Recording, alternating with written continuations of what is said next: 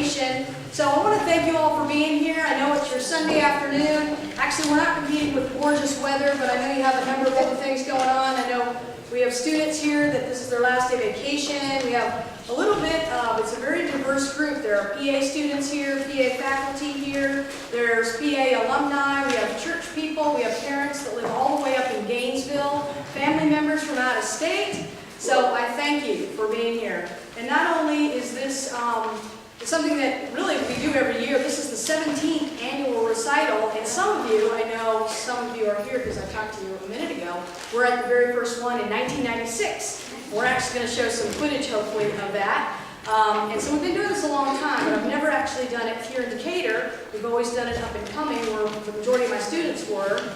And this year, I was sitting over in church one weekend, and the Reverend said something about third Sunday recitals. And it actually fell on the exact date that we always have it, which is the Sunday after Mother's Day. And I knew that it was meant to be sort of a fundraiser, and half the proceeds would go toward the church, and half would go toward the performers. And originally I said, you know, let's have it here. I can invite some Emory people, and but we don't need our cut. And you know, why doesn't dawn on me? And finally, it was such that I thought, you know, this would be perfect for the Migrant Farm Worker Project. And I hope that you got a chance to see. There's Mr. Tom Heinlein right there, the originator, founder, former faculty member who actually comes back for it still.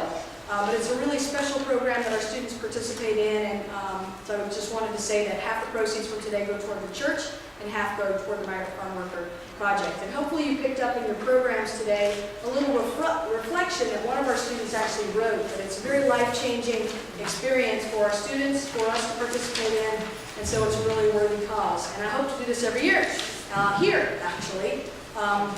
And I think it's interesting as well, just personally, that, you know, I've kind of kept my personal life and my spiritual life and my Emory life and my music life all like really separate. And I've really worked hard at keeping it all really separate.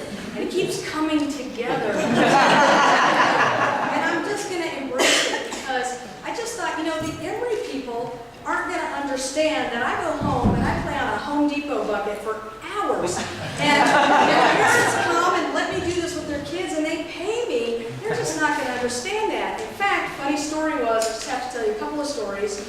I was at Home Depot the other day, my favorite store, as you all know, and they still don't sponsor us. So I'm in Home Depot with my two sons, and they're down halfway down the aisle, and they're dropping washers, a certain kind of washer, and I'm listening, and I'm like, yes, no, yes, no. And the gentleman comes up and says, ma'am, do you need help? No, we're doing great. And, you know, they're thinking my kids are out of control, dropping washers in the aisle, and I'm just closing my eyes like this, listening, yes, no, yes, creating these piles. So it's no wonder that sometimes people don't really understand. But I make great wind chimes. So maybe you'll get to hear those. The other thing is, I think that not only do the Emory people maybe not understand some of the weird music stuff, but I think some of the music people I know when I was teaching up and coming at the music store, they didn't even know that I had a day job. And I would show up from Brady and Scrubs, and I think they just thought I liked being comfortable. But if they only knew some of the special labs that we all have, they probably wouldn't let me teach their kids anymore. So it's very interesting that it all really has come together, and I hope to continue. So that's enough about that. The only other thing I want to draw your attention to is the tomatoes that are up on the piano. Those are there for a purpose.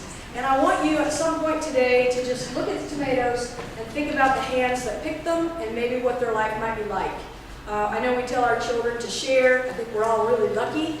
And I think that, and I won't say a whole lot because the pictures say everything, but just at some point today, look at the tomatoes. Next time you're in the grocery store, look at the produce and just think about how it got there. And enough said about that. So we're going to go ahead and get started. We're going to have fun today. There's going to be an intermission. It's going to be a little low-key. We're going to stop. We have to do some changes. If I forget something, people remind me. If we need to just stop me and say, Karen, are we going to take a picture here? Or are we going to do that? It's very informal. It's all about the DVD. So we need to get good pictures and good footage and so on. So I'm going to go ahead and introduce the first song. I wear glasses now, for some of you haven't seen me for a while.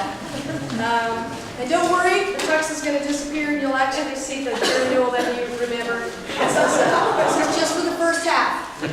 Okay, so the first players, and then we'll get started. So Ruth Gabriel is the lifer. Zion Garcia Romero is the prima donna. Tracy Garcia Romero is the slacker. Rebecca Carter is the supervisor, and I'm the caffeine addict. And so we're going to go ahead and get started with the office. Anything else I need to announce? No? All right.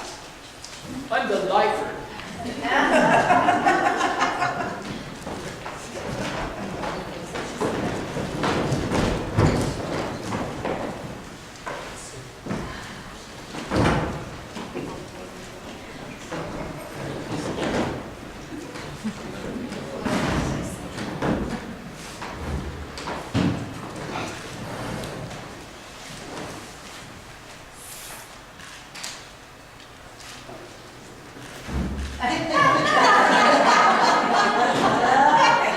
This is Bubba. This is Bubba's second annual percussion recital. I'm looking at Jerry, if you don't mind picking the slides.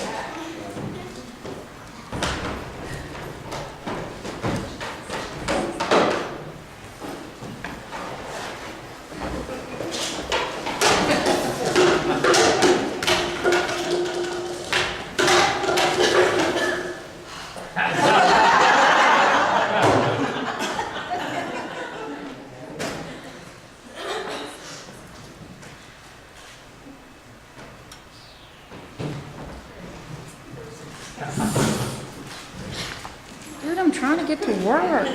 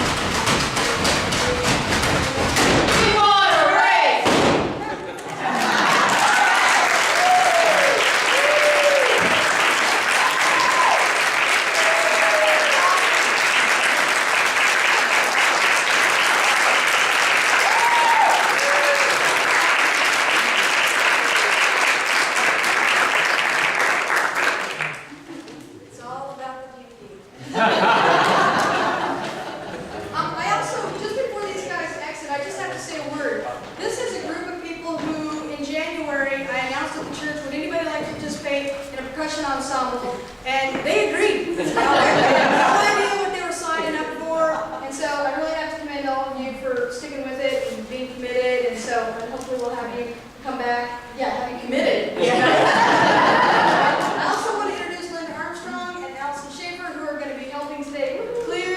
There are roadies, and while I'm introducing people, Bridget is on video camera. She's a mom. And Jeff is on sound. He's been doing it with me since 2000, and so he's been around here for a while. We've got some Emory people helping out as well. Mr. Terry Mize, Chris Fritzen, first-year PA students, going to be taking photography. We have other folks helping. I think they've covered everybody. So we're going to go ahead and get set for the next piece.